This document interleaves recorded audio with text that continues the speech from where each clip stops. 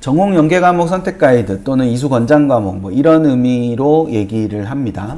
목소리 괜찮죠? 소리 잘 들리죠? 자, 이런 이제 권장 이수 과목이라고도 하고 또 이제 연계 과목, 전공 연계 과목이라고도 하고 이렇게 다양한 방식으로 사용하는 경우가 있습니다. 근데 이제 1호 개정교육과정이 조금 이렇게 안착이 되면서 그 1호 개정교육과정과 관련된 뭐 2, 4학년도, 2, 5학년도, 그리고 이제 올해 입시를 치르는 2, 6학년도, 그리고 내년 2, 7학년도까지는 좀 이렇게 전체적으로 좀 그런 것들이 많이 자리를 잡고 있는 상황이에요. 잡고 있는 상황인데 2, 8학년도부터 적용되는 2, 8학년도 입시부터 적용되는 2학년도 개정교육과정, 2년 개정교육과정 같은 경우는 교과목 이름이 좀 바뀐 게 있단 말이에요. 교과목 이름이 바뀐 게 있다 보니까 그걸 바로 적용할 수 있을 건가? 뭐 이런 것들이 있죠. 그래서 지금 발표한 곳이 이제 경희대랑 서울대 이렇게 두 곳입니다. 그러니까 2, 8학년도 관련해서 선택 과목을 어떤 식으로 선택을 해야 된다. 뭐 이런 얘기를 한 쪽이 이제 경희대랑 서울대 이렇게 두 개가 있는데 우선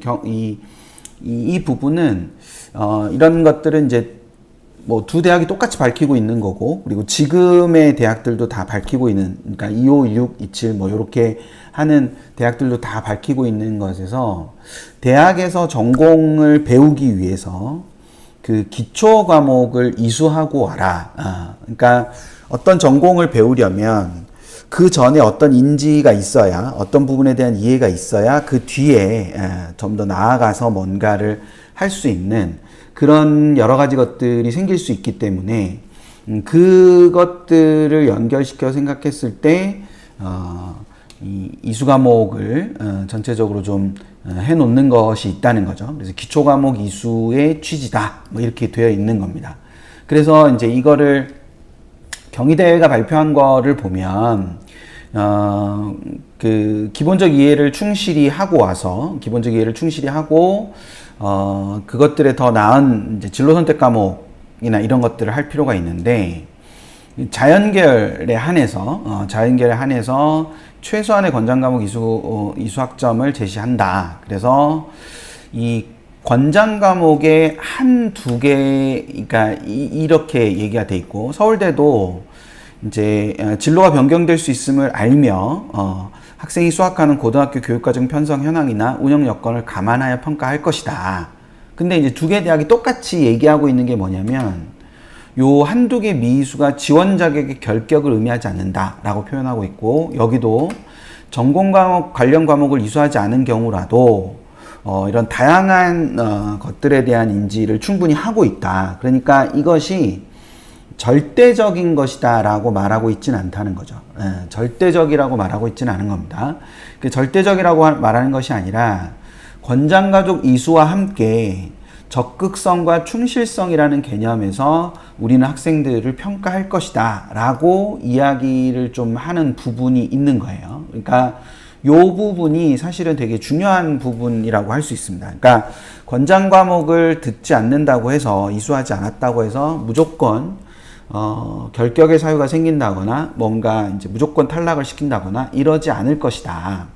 그것이 핵심이 아니라 결과적으로 우리가 보는 거는 그런 적극성이나 충실성, 그리고 그것에 따르는 최소한의 가이드를 제공을 한다. 이런 부분이에요. 근데 이게 모든 대학의 합의를 거친 게 아니기 때문에 이게 이제 지금 2학년 이상 학부모님들 많이 계시잖아요. 2학년 이상 학부모님들 중에 이런 이제 이수 과목을 혹시 보신 분들이 계시면 답을 해주시면 좋겠는데, 모든 학교가 같다 다르다에서 어떻게 답을 하시겠습니까? 후배 학부모님들이 이제 이게 뭐 모든 학교들이 다 같나요? 이렇게 물어보면 선배 학부모님들이 이제 먼저 가신 2학년 학부모님들이나 3학년 학부모님들께서 모든 학교가 다 같다고 답을 하시겠어요? 아니면 이렇게 그렇지 않다라고 생각을, 그러니까 다르다 이렇게 생각을 하실 것 같아요? 어떠세요?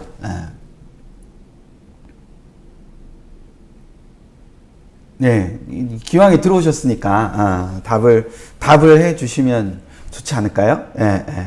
자, 그러면 한번 예, 보세요. 그러니까 이거를 이게 학교마다 그쵸? 지금 막 올라오죠. 예, 학교마다 다 달라요. 이게 기본적으로 학교마다 다 다르기 때문에 이게 이제 궁극적으로 갖고 있는 것 자체가 이게 대학마다 방향성이 좀 다를 수 있단 말이에요.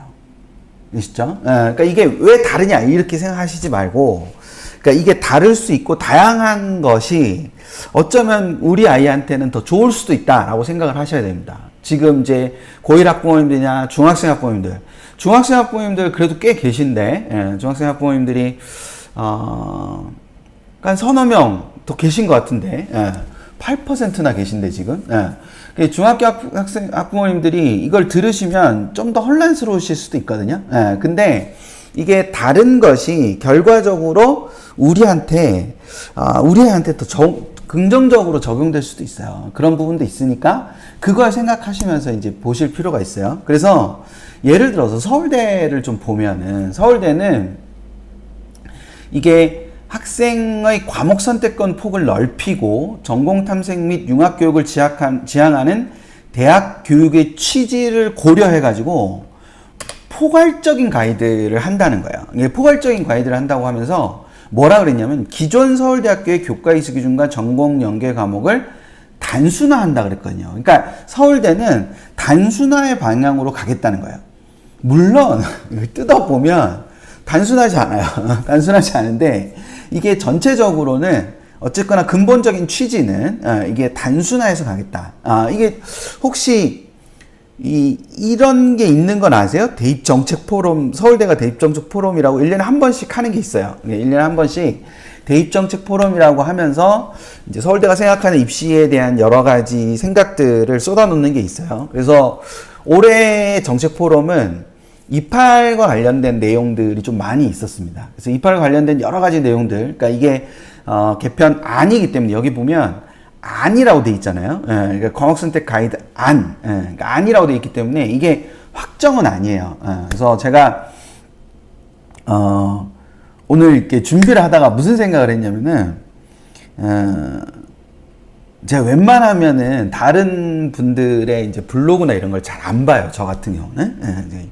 그러니까 제가 어떤 결론을 내리거나 생각을 하는데 되게 좀 제한이 될 수 있어서 잘 안 봐요. 그래서 제가 아는 한 서울대가 발표한 2028 이후 전공 연계 과목 선택 가이드는 요게 다거든요. 요 안이 다예요.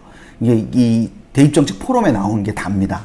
근데 굉장히 많은 블로그들이 혹시 제가 놓친 게 있나 싶어가지고 오늘 오랜만에 검색을 해봤거든요. 서울대 2028 이거를 검색을 해봤더니 다 이건데, 여기에 나와 있는 건데, 마치 이제 수시 모집 조항이나 정시 모집 조항이나 서울대 전형계획안에 나와 있는 것처럼 과별로 이렇게 쫙 나와 있는 그런 것들이, 그러니까 전공별로 쫙 나와 있는 그런 것들이 있는 것처럼 이렇게 단정적으로 이렇게 굉장히 많이 하셨더라고요. 그래서 내가 좀 더 열심히 하고 좀 더 이렇게 뭐라고 해야 되나, 좀 더 많이 적극적으로 얘기를 해야 되겠구나. 어떻게 보면 이게 좀 그게 잘못된 정보잖아요. 제가 생각할 때는, 제 기준에서는 잘못된 정보인데, 이게 그냥 요렇게만 나와 있어요. 요것만. 그래서 자연공학, 공학 등 이공계열 지원자라고 돼서, 이공계열 지원자 중에서도 공과대학의 이 7개 모집단이 있잖아요. 7개 모집단위의 예시만 나와 있는 거예요. 그럼 나머지 뭐 자연과학대학이라든지 공과대학의 이 대학들 말고 다른 대학, 다른 전공이라든지 뭐 의치약이라든지 이런 데의 전공 연계 과목은 안 나온 거예요. 전공 연계 과목이 나오질 않았습니다. 그냥 이런 안이 있다라고 그냥 그러면서 예를 든 거예요. 그러니까 이게 그 경희대 방식에 이렇게 경희대는 전공 있고 그 옆에 쫙 이렇게 과목들이 이렇게 돼 있잖아요. 보셨죠? 보신 분 손 한번 들어보세요. 보신 분. 1이라고 한번 해보세요. 보신 분. 아니지. 2 해야지. 2. 보신 분 2라고 한번 해보세요. 좀 이따가 말씀드릴 텐데. 경희대는 전공별로 이렇게 쫙쫙쫙쫙 이렇게 돼 있단 말이에요. 근데 서울대는 그런 게 나와 있지 않았어요. 그냥 방향성에 대해서 단순화해서 포괄적인 가이드를 제시하고 단순화한다라고 했고, 경희대는 그걸 구체적으로 이제 준 거예요. 그러니까 방향성이 다르잖아요. 그쵸? 그러니까 서울대는 방향성 자체를 포괄적으로 가는데 경희대는 굉장히 구체적이고 세부적으로 가는 거지 않습니까? 그 둘의 방향성 자체가 다른 거죠. 그래서 우리가 어떤 대학을 목표로 하고 가기 어렵기 때문에 그러면 그것들이 가지고 있는 공통적인 속성이나 그걸 통해서 우리가 봐야 되는 게 뭔가라는 걸 생각하면서 이제 접근을 해야 될 필요가 있는 거예요.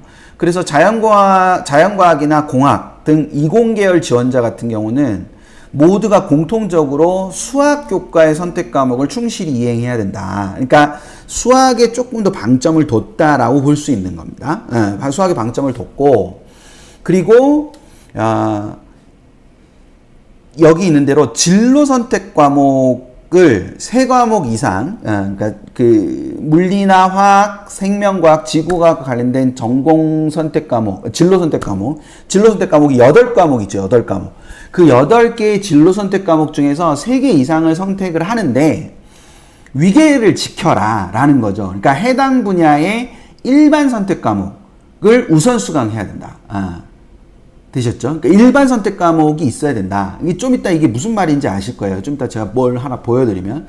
그래서 일반 선택 과목을 하되, 그래서 예시로 아래 모집 단위의 지원자는 물리학, 즉 일반 선택 과목인 물리학, 이 기계공학, 그다음 전전, 그다음에 뭐 화학생물, 전기정보, 그다음 화학생물공학부, 그다음에 에너지자원공학부, 원자핵공학, 그 다음에 조선해양공, 항공우주공학 이런 데는 다 물리학, 일반 선택 과목의 물리학을 먼저 듣고 뭘 해야 된다는 거예요.